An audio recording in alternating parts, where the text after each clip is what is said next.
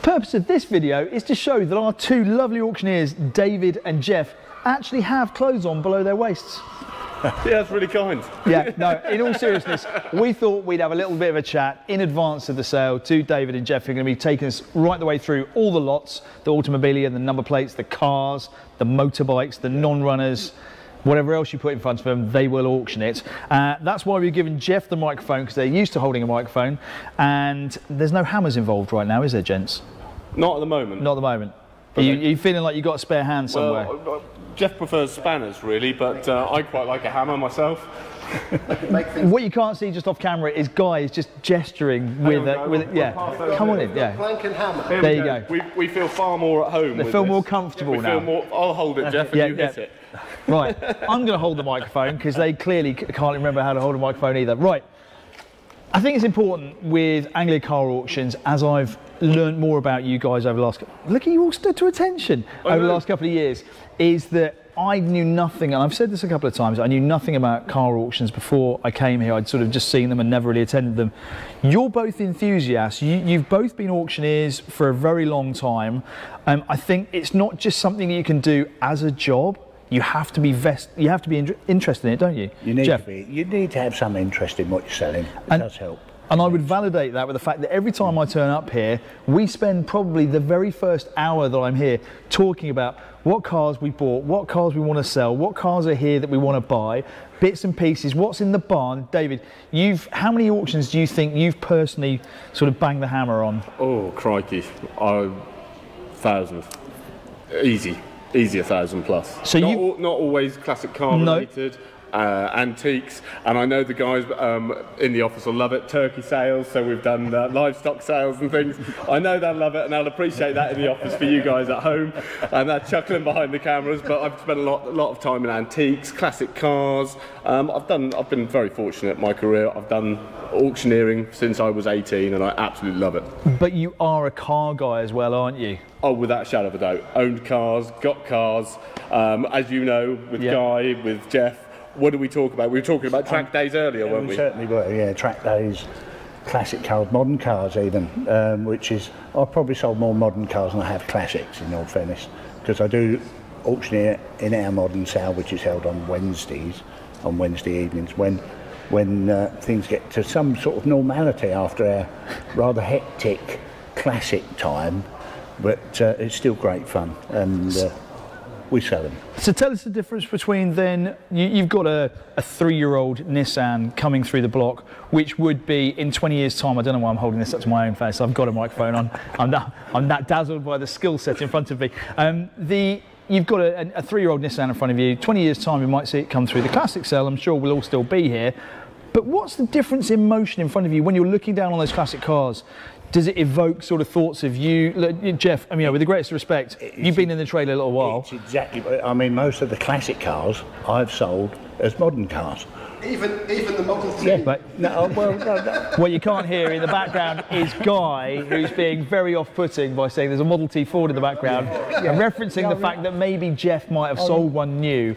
That's a little bit harsh, Geoff, but it just shows that you are hugely experienced. That's all I'd say. Yes, certainly. Yeah, and like I say, certainly 90% of the vehicles we've got in the classic sale I have sold literally as modern cars during the 70s and 80s. So you've got that working knowledge. Now tell me about not the tactics, but the professionalism behind your auctioning, because I've stood there and watched you, and when you're going through the lots and you get down to those last dying bids almost, and it's, say something is £1,000, £1,000, £1,000, when do you feel as an auctioneer it's appropriate to put the hammer down? I'll ask that question to both of you, and David, if you want to start with that. Well, I think you don't want to sound like a metronome. You don't want to just keep ticking over, so you've got to sort of keep it spicy. You've got to keep it so viewers at home don't get bored. Yep. You know, so you want to give a little bit about the car, talk about it.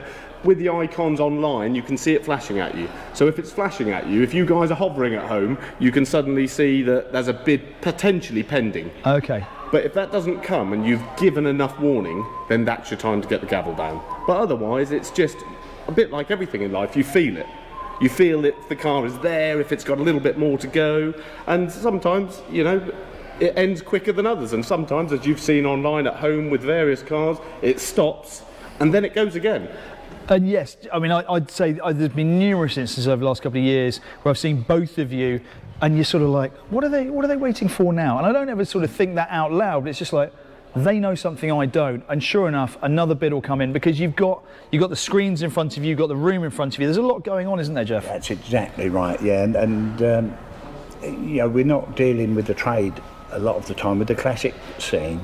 There's lots of private people out there. They're not quite as lively as the trade might be, and that's the biggest difference between selling modern and classic cars. You have to give them that little bit more time, because they're just that little bit uncertain. Shall I or shan't I? But invariably they do, and they're pleased they have done. Because quite often it's a big decision, isn't it? If you haven't bought a car at auction before and this is your first experience, but it's the car you've got to have, yeah, you want to have a bit of breathing space. I don't know if you agree, Geoff, but nostalgia plays a big point in it. So where certain things you can be very firm, I'm not paying any more than £2,000 for it. If it's a car that you had and you've seen it and you like it, that £2,000, you suddenly think, I don't want to lose it for a couple of £100. So it tends to then go again, and people don't want to lose it. And as I say, it's the private sector. You know, obviously we've still got traders who are trying to buy vehicles who are on the ball, but the private people, they do need that little bit more time, so we give them the time to just think about it before they had their final bid. And I think that's so valid to let people know that if you're watching this video and you're not familiar with the auctioneering process, it's not about just banging through the lots here.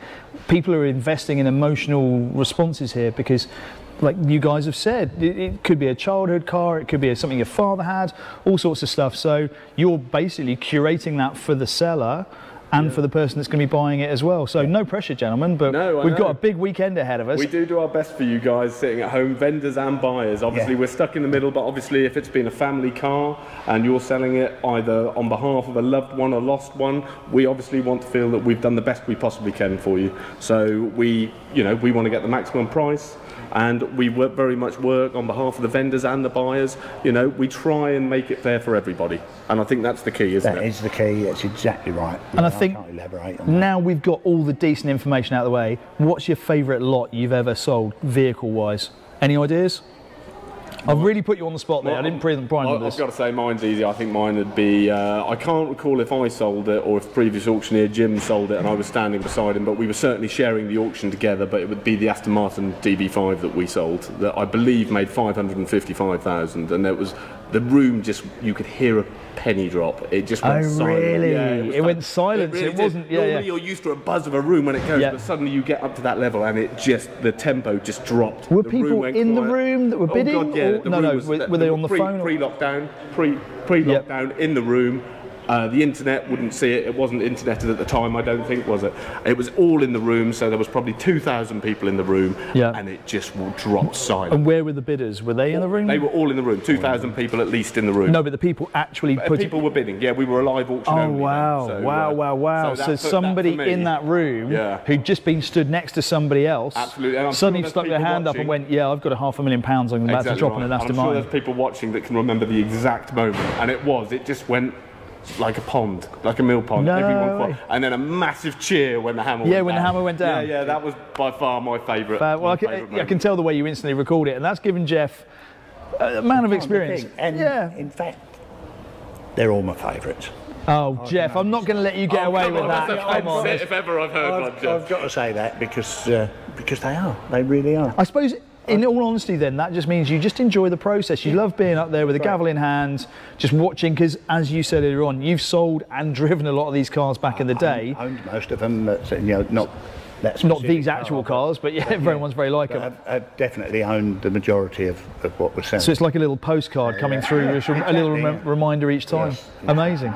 Well, gentlemen, we've got a lot of lots coming up. I'm looking up on the board. There's like lot 419, 420. There's a lot of lots this weekend. If you're watching this after August 2022, we're referring to the August 22 sale. So look back through, see what the vehicle's made and the automobilia and the number plates. And as ever, gents, it's a pleasure. I look forward to seeing you in action this weekend. I just want to say, look forward to being there, seeing you all. Unfortunately, you get to see us. We don't get to see you sitting at home. But Geoff, as always, it's a pleasure auctioneering with you. Certainly, and I look forward to the 2 days ahead.